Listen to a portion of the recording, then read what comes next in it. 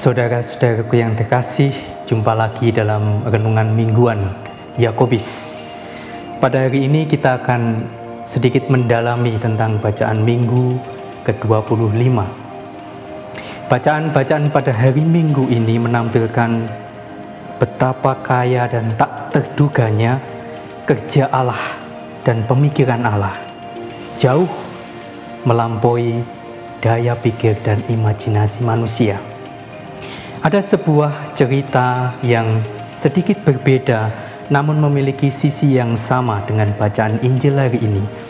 Ada seorang murid bertanya kepada gurunya, "Guru, dari sekian banyak perintah yang kita miliki dari hukum-hukum itu, manakah diantaranya yang kalau kita lakukan akan memberikan sesuatu yang lebih besar atau mendatangkan ganjaran yang besar?" Lalu sang guru merenung dan memberikan perumpamaan ini. Ada seorang raja yang memiliki tanah yang luas, lalu mempekerjakan beberapa orang. Beberapa bekerja di kebun apel, beberapa di kebun mangga, dan yang lain di kebun anggur. Lalu tibalah waktunya mereka mendapat upah. Lalu upah yang diberikan kepada pekerja yang mengurus pohon apel adalah 1 dinar, sedangkan yang mengurus pohon mangga 3 dinar, sedangkan pohon anggur mendapat 5 dinar. Lalu pekerja yang mendapat sedikit datang kepada raja itu dan bertanya, "Kalau saya tahu bahwa yang bekerja di kebun anggur mendapat upah yang lebih besar, kami akan bekerja di sana." Tetapi sang raja menjawab,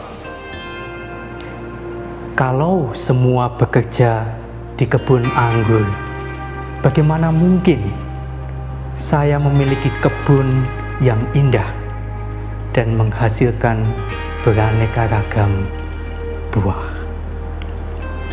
Saudara-saudari yang terkasih, undangan sang raja itu melukiskan undangan Allah yang ditampilkan Yesus dalam bacaan Injil pada minggu hari ini. Pemilik tanah keluar ke rumah kurang lebih 4 kali dan bertemu dengan banyak orang yang diam, duduk, dan nganggur tanpa pekerjaan, lalu mengundang mereka datang untuk bekerja. Allah kita itu adalah Allah yang mengundang semua orang untuk berkarya dan berbuat sesuatu. Dia tidak membiarkan orang diam dan hanya melihat. Banyak dari kita kadang merasa malu atau kadang tidak tahu apa yang bisa kita kerjakan. Allah kita mengundang untuk tidak tinggal diam. Tidak tinggal diam ketika melihat tetangga kita kekurangan. Tidak tinggal diam ketika melihat lingkungan atau komunitas kita mandek dan tidak punya roh. Dan tidak tinggal diam ketika paroki kita memerlukan keterlibatan umatnya. Paus Fransiskus dalam surat apostoliknya Evangelii Gaudium, Sukacita Injil, mengajak setiap orang Katolik yang telah dibaptis untuk menjadi seorang murid yang misioner. Seorang murid yang selalu menimba ilmu dari sabda-sabda Allah dan membagikan itu kepada orang lain dan kepada komunitasnya, lepas dari apa bentuk kontribusi dalam keterlibatan itu. Walaupun ternyata pemilik kebun anggur itu memberikan upah yang sama tanpa melihat kapan mereka mulai kerja dan apa yang telah mereka kerjakan. Dan inilah poin yang mengejutkan banyak orang, mengejutkan murid-muridnya, bahkan juga mengejutkan kita. Tapi harus diakui, bukan Allah kalau tidak bisa mengejutkan kita. Seperti apa yang dikatakan dalam bacaan pertama, pikiranku bukanlah pikiranmu, jalanku bukanlah jalanmu. Karena pikiran dan jalan Allah melampaui apa yang kita miliki. Rahmat Allah diberikan cuma-cuma, dan itu adalah milik Allah. Kita tidak bisa membuat Allah memberikan apa yang kita inginkan.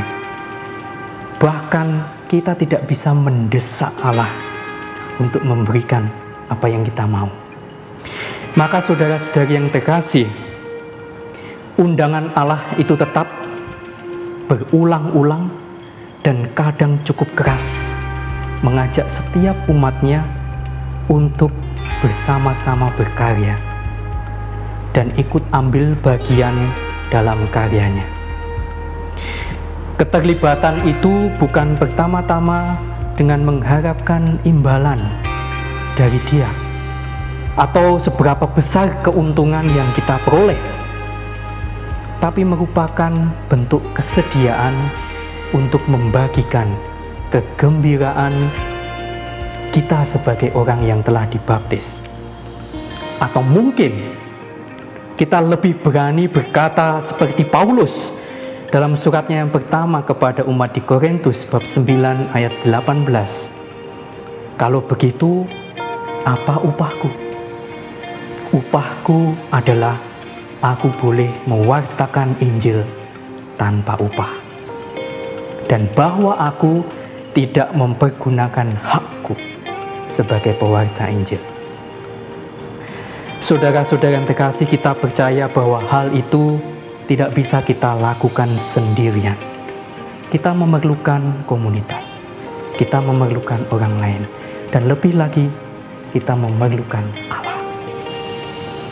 Maka dari itu saya mengajak saudara-saudara yang terkasih untuk terus memohon kepada Allah, menguatkan, melimpahkan rahmat yang kita perlukan untuk berkarya di ladangnya, berkarya untuk memperindah kebunnya, dan berkarya untuk menghasilkan buah yang beraneka ragam. Tuhan memberkati. Amin.